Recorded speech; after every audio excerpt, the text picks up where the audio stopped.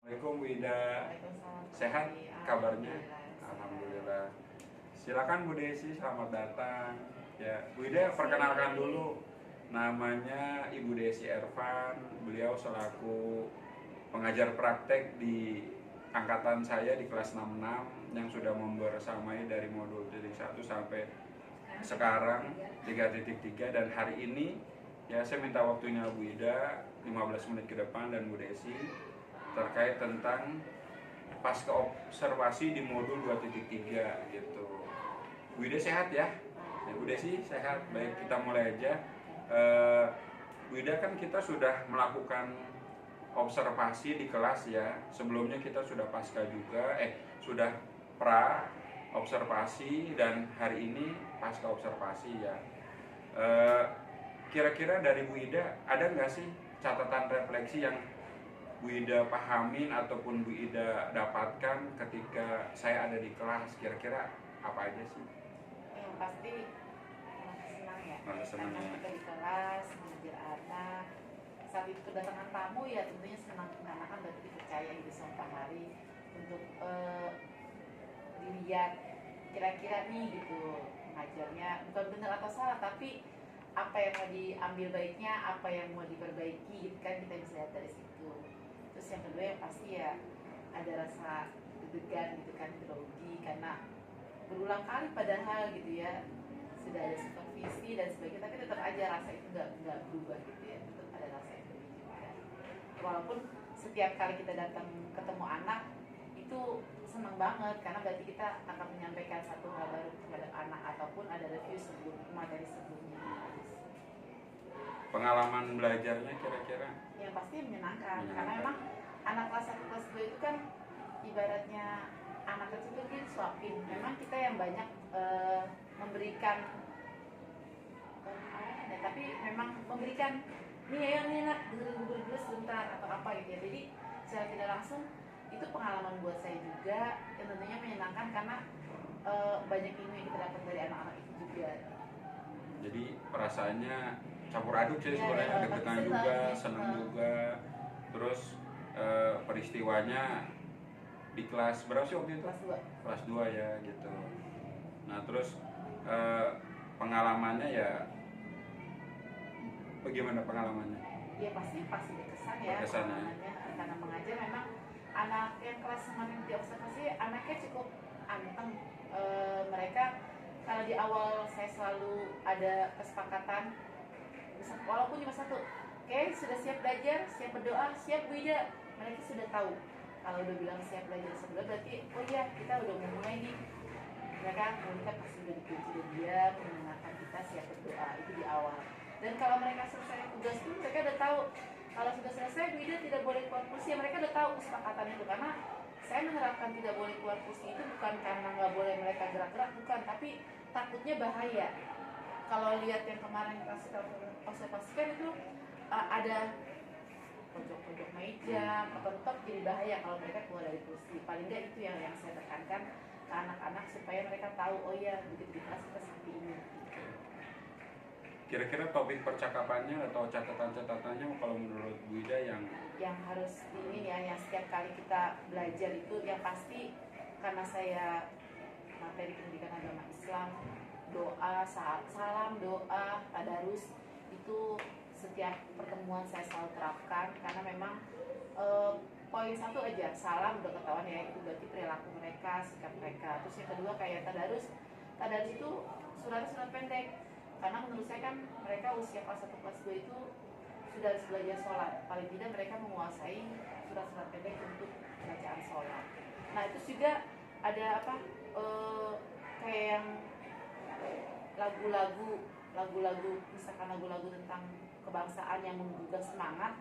Sebenarnya itu selain mereka juga jadi mengetahui lagu-lagu nasional ya, tadi secara tidak langsung juga menggugah semangat mereka untuk ayo belajar gitu. Bagaimana susahnya dulu para pejuang kemerdekaan atau pendidikan berusaha nih supaya nanti masa depan anak-anak Indonesia lebih lagi mereka bisa merasakan itu, semangat itu gitu. Terus juga secara tidak langsung namanya mengajar anak usia kakak kelas gue ya, kalau saya pribadi itu ilmu banget gitu, karena kan nggak semuanya sama, bahkan mungkin ada yang spesial di antara mereka. Nah itu yang jadi poin penting buat saya untuk lebih mendekatkan diri ke mereka, lebih memperhatikan mereka yang berbeda dengan teman-teman yang lain kan, di antara itu.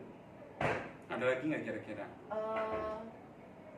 Terus bagaimana membawa suasana belajar lebih enjoy, ya entah dengan nyanyi, entah dengan tepuk-tepuk ya, atau juga kadang-kadang kalau posisi baru ketemu nih, misal libur kayak misalnya besok nih libur 3 hari, ketemu kan udah dari hari Selasa gitu. Nah paling kan setidaknya mereka ada yang mungkin pergi liburan atau kemana. Kadang-kadang saya memulainya itu mencoba menggali mereka cerita apa nih tentang kegiatan mereka. Oh misalnya, udah saya ikut camp atau mabit di musola atau di masjid mana. Kadang ada cerita seperti itu kan pengalaman mereka yang bisa dibagi juga dengan teman-teman dan kepada saya juga gitu. Paling sih itu juga. Oh, ya. Ada lagi nggak kira-kira? Yang paling penting pembiasaan sih. Begitu mereka sudah, karena yang namanya agama ya, maksudnya ilmu agama, mereka dapat di sekolah, mereka dapat di rumah, mereka bisa terapkan di sekolah, mereka juga bisa terapkan di rumah. Artinya proses akhir dari belajar mereka di sekolah itu bisa mereka terapkan di rumah. Misalkan kayak mengucapkan salam, terus berdoa sebelum makan atau mau tidur, itu kan proses akhir itu mereka dapat. Artinya membiasakan yang di sekolah di rumah dibiasakan di sekolah. Oke. Untuk untuk kita lanjut ke poin ketiga, rencana tindak lanjutnya kira-kira dari Bu Ida gimana buat kedepannya gitu? Yang pertama, anak-anak yang spesial tadi saya ingin lebih memperhatikan mereka, entah dengan materi yang dibuat seunik mungkin supaya mereka tertarik terkait dengan materi agama khususnya. Terus yang kedua, jika memang memungkinkan asesmen atau tes akhirnya itu dengan lisan, saya mungkin lebih memilih lisan ketimbang tulisan, karena kadang-kadang mereka pun menulisnya juga banyak yang salah, dalam artian kayak Islam dia tulis silam secara tidak langsung, itu kan target kita juga, oh ya capaiannya mereka menuliskannya dengan benar misalnya. Terus yang kedua, yang tadi kalau memang bisa dengan lisan, lebih enak dengan lisan. Iya, materi huruf hijaiyah kalau cuma menulis tapi kalau mereka mengucapkannya tidak benar kan itu juga jadi PR buat kita, meskipun di sekolah waktunya sedikit, kepengennya bisa maksimal. Yang lainnya ada nggak? Yang lainnya mungkin tadi ya, untuk membawa suasana belajar lebih kondusif, lebih mereka bisa enjoy. Ya tadi ada teknik stok atau ice breaking yang memang kita bisa terapkan ke mereka sebagai hiburan tentunya, dan nantinya itu berfungsi untuk membalikkan atau menumbuhkan semangat mereka lagi. Ayo belajar lagi gitu, ayo Bu Ida, atau karena mereka nagih kita bikin candu, besok nih kalau mau Bu Ida pasti nih ada game ini nih gitu. Itu sih yang jadi PR tindak lanjut saya untuk mendidik anak ke depannya seperti itu, khususnya di kelas bawah. Ada lagi kira-kira? Dukungan orang tua kali ya. Dukungan orang tua ya. Karena waktu kita juga cuma sedikit di sekolah, cuma ketemu seminggu sekali. Artinya tadi ilmu yang didapat di sekolah bisa diterapkan di rumah bisa diterapkan di sekolah. Jadi hubungannya sinkron antara orang tua dan guru di sekolah. Oke, jadi kesimpulannya pada kesempatan pasca observasi ya, yang bisa saya gariskan yaitu bagaimana seorang guru itu budaya positifnya dapat, terus sosial emosionalnya dapat, termasuk cinta tanah air ya, terus untuk materinya supaya mencapai target atau tujuan ya. Terus emang paling penting tadi kolaborasi antara guru bidang studi, guru kelas sama orang tua, agar apa-apa yang sudah diajarkan bisa diterapkan di rumah dan menjadi bekal buat anak tersebut ya Widaya. Jadi seperti itu pasca observasi yang kita lakukan. Saya tunggu nih ke depannya momen-momen bagus, nanti saya akan coba masuk kembali ke kelas, melihat perubahan yang terjadi dari sosok Bu Ida agar lebih dicintai sama murid-muridnya gitu. Bagaimana menjadi guru yang dirindukan gitu. Seperti itu. Ya. Bu Desi, silakan Bu Desi. Baik, Masih kan? Matiin dulu deh. Oh.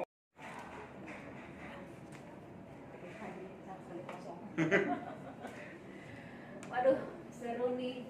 Saya mendengar percakapan coaching antara Pak Hari dengan Bu Ida.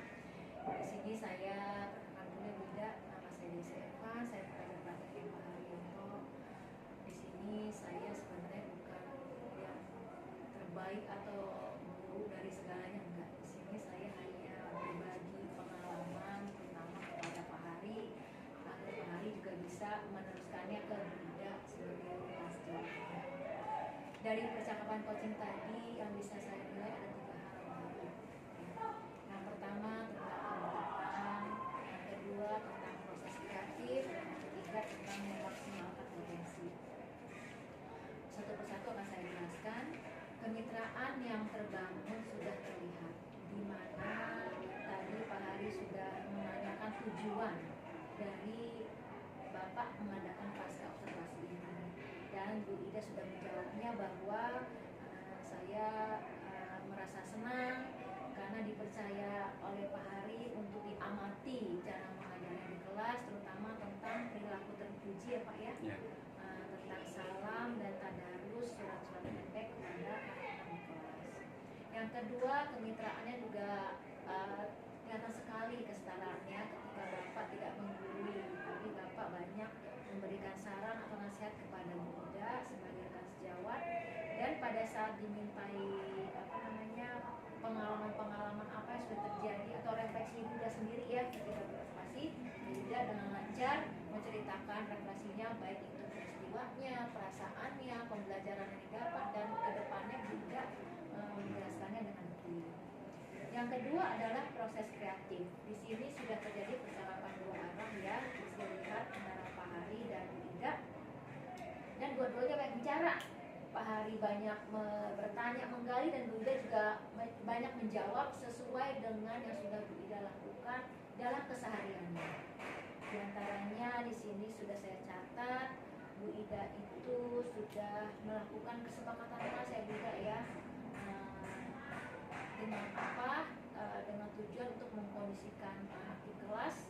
Artinya Bu Ida ingin siap belajar, tidak boleh keluar dari kursi. Untuk apa? Agar tidak tertib aja ya di kelas, biar tidak rame gitu ya. Karena memang sih anak itu biasanya kalau dikasih tugas cepat selesainya.